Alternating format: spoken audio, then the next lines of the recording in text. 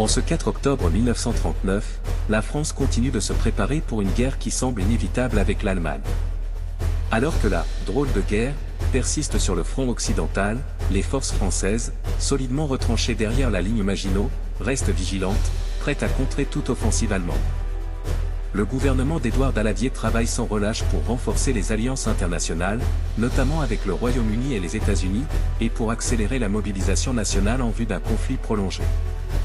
La journée est également marquée par des ajustements géopolitiques et des discussions diplomatiques cruciales pour l'avenir du pays. Les événements militaires, une stratégie défensive renforcée. Le 4 octobre, les forces françaises restent concentrées sur la défense de la frontière avec l'Allemagne. Le général Maurice Gamelin, commandant en chef des forces françaises, insiste une fois de plus sur l'importance de maintenir une posture défensive solide le long de la ligne Maginot. Les troupes françaises continuent de se préparer, menant des exercices réguliers pour s'assurer que chaque division est prête à répondre à toute attaque allemande. Les mouvements militaires sont limités à des patrouilles régulières près de la frontière, notamment en Alsace-Lorraine, où les soldats français surveillent de près les activités de l'armée allemande. Quelques escarmouches sporadiques sont signalées, mais elles ne donnent lieu à aucun affrontement majeur. Le moral des troupes françaises reste élevé, malgré l'absence d'actions offensives directes. Le général Gamelin estime que le temps joue en faveur de la France, permettant à l'industrie de guerre de se mobiliser pleinement et de renforcer l'armée. En parallèle, la production industrielle française se poursuit à un rythme soutenu. Les usines d'armement de tout le pays travaillent jour et nuit pour produire des armes, des munitions et du matériel militaire.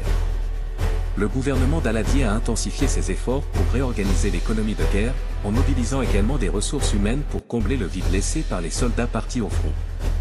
L'aviation française, bien que toujours en phase de modernisation, reçoit de nouveaux équipements. Les autorités militaires s'efforcent de combler l'écart avec la Luftwaffe allemande, et de nombreux avions de chasse sont en cours de production. Diplomatie et géopolitique, la consolidation des alliances. Sur le plan diplomatique, le 4 octobre est marqué par des discussions intenses entre la France et ses alliés. Le gouvernement Daladier, conscient de la menace allemande, multiplie les efforts pour renforcer les liens avec le Royaume-Uni.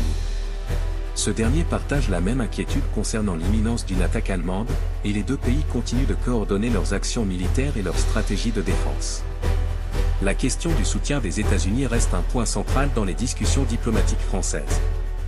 Bien que Washington maintienne sa neutralité, la France continue de bénéficier du programme Cash and Carry, qui lui permet d'acheter des armes et des munitions américaines sans impliquer directement les États-Unis dans le conflit.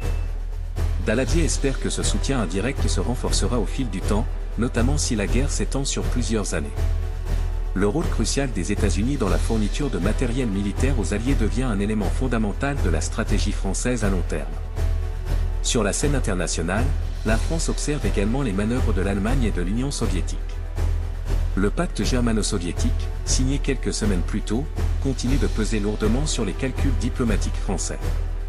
Les diplomates de Paris cherchent à anticiper les prochaines actions de l'Union soviétique, tout en restant concentrés sur la menace immédiate que représente l'Allemagne.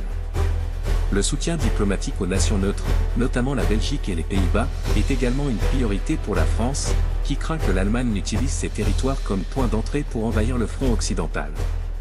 La presse et l'opinion publique, vigilance et mobilisation nationale.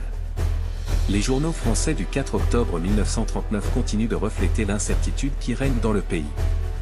Le Figaro titre en première page « La France en éveil, une nation prête à tout », soulignant la mobilisation continue des ressources et des hommes pour l'effort de guerre.